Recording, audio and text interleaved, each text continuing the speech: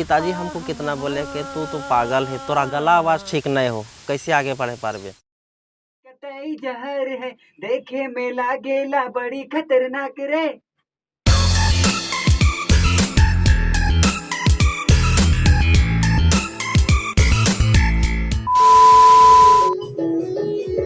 लड़की बवाल है कतई जहर है देखे में लागेला बड़ी खतरनाक रे। कल शाम को मिक्सिंग कर रहे थे, उसी टाइम से अचानक से लाइन कट गया। अभी जब से स्टूडियो उधर लॉकडाउन में बंद हुआ है तब से अभी घर पे ही सेटअप कर लिए हैं स्टूडियो का, और जो भी काम हो रहा है फ़िलहाल अभी तो यहीं से हो रहा है। पता नहीं ये तो कुछ ब्लिंक कर रहा है। हो गए ओ, अरे तो कंप्यूटर तो नहीं हो रहा है चालू। 11 साढ़े 11 बजे शायद अपना गाना मास्टरिंग कर रहे थे तो उसी टाइम पे लाइन कटा।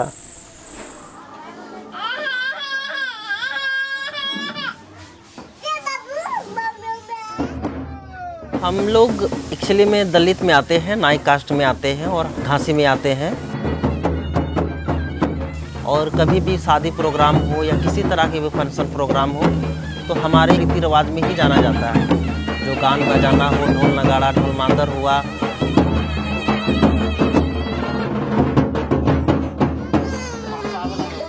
यही है जहाँ पे हमारा बचपन बीता है। मेरी माँ है, मेरी दीदी है। अभी ये बीमार है, इसका नस का प्रॉब्लम है।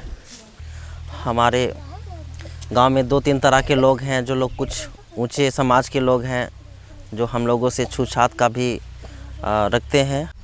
ये पहले कभी जंगल झाड़ी हुआ रहा करता था, अभी तो बाड़ी बन गया है।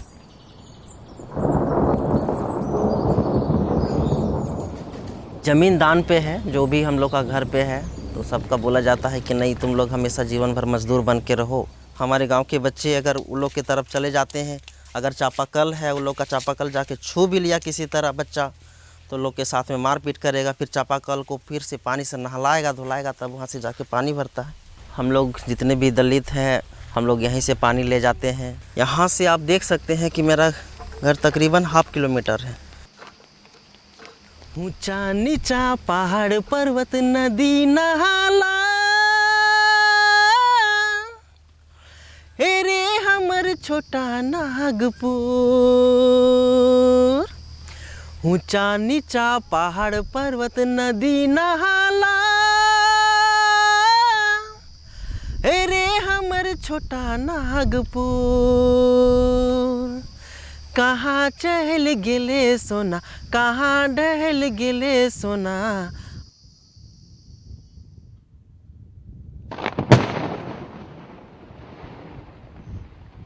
खदान इधर एरिया खुलता है, खदान बहुत सारे, तो मेरी माँ जाती थी काम करने के लिए खदान में। हम खाना उसको पहुँचाने के लिए जाते थे, तो अच्छा नहीं लगता था। मतलब उम्र हो गया था कि काम हम कर रहे हैं। और मेरा भाई भी कोयला वोला बेचता था।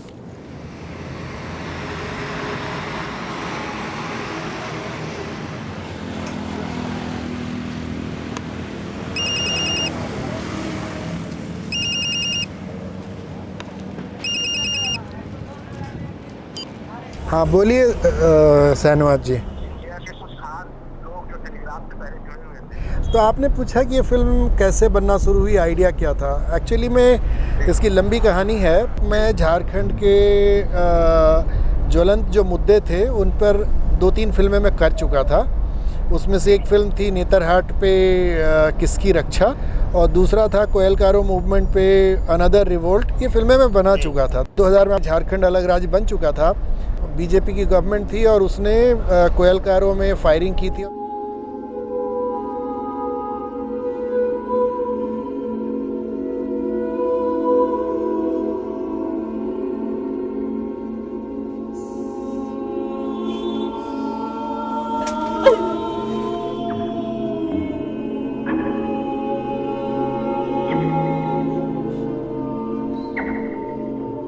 मेरे पिताजी एक्चुअली में भाकपा माले में हुआ करते थे कभी, और आज भी उन्हीं का पार्टी को फॉलो करते हैं। जब भी सभा संबोधन होता था तो उनको पार्टी के प्रति कोई गाना गाने का मौका मिलता था।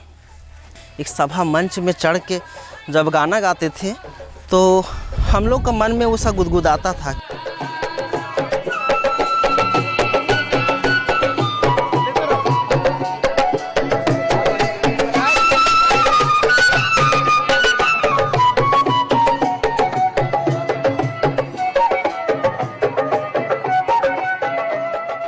बचपन से ही एक लड़की भाग गई थी।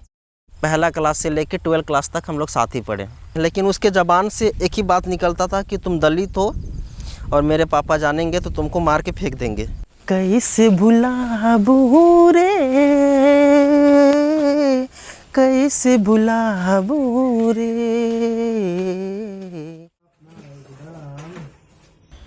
पता है, इसी तरह के 12 वोल्ट की बैटरियों को सोलर से चार्ज करते थे और हम उन इलाकों में, जंगलों में, गाँवों में शूट करने जाते थे जहाँ बिजली नहीं होती थी।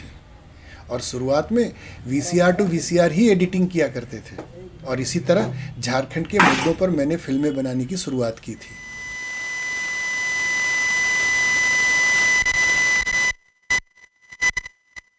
ये हमारा घर है।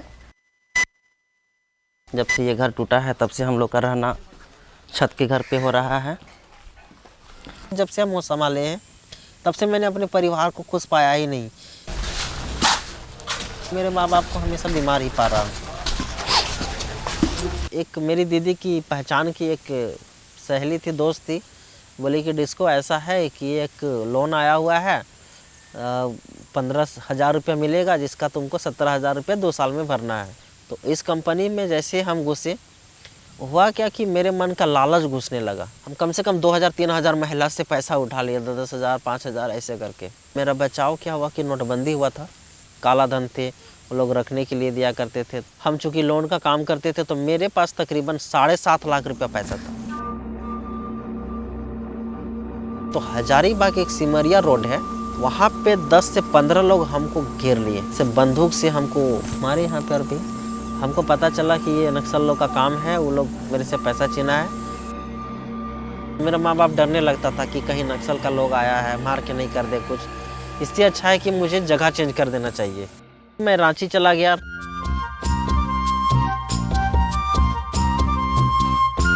उसके बाद श्री प्रकाश सर के साथ में मेरा बात हुआ कि वो फिल्म बनाए हुए थे एक वाहा।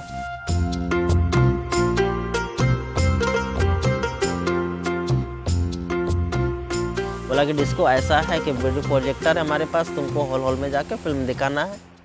मैं बहुत खुश था कि डिस्को जैसे युवा इस माध्यम को सीख रहे हैं और इसमें अपने गानों पर म्यूज़िक वीडियो बनाना चाहते हैं।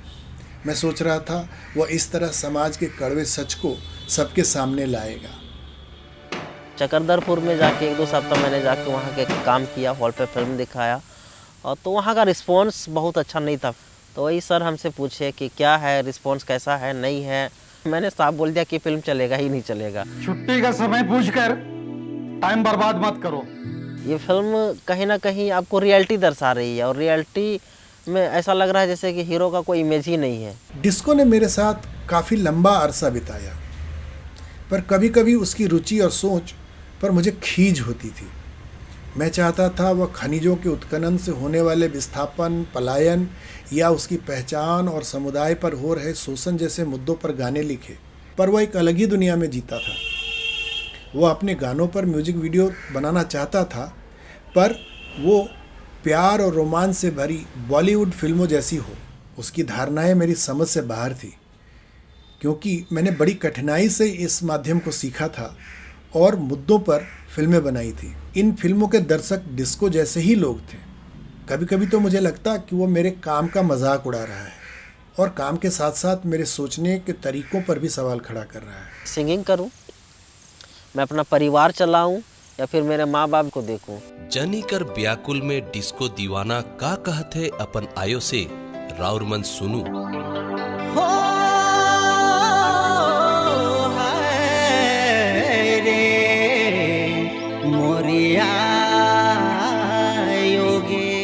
जो भी चल रहा है मेरे मरने से भी नहीं चुक सकता है और मेरे कहीं भागने से भी नहीं हो सकता है। ढोल बजा बजेला रे, ढोल बजा बजेला, बाज कर छोट बहिन बड़ी तो नाचे रे। ये सॉन्ग मेरा ही गाया हुआ है, बच्चे लोग सुनते हैं।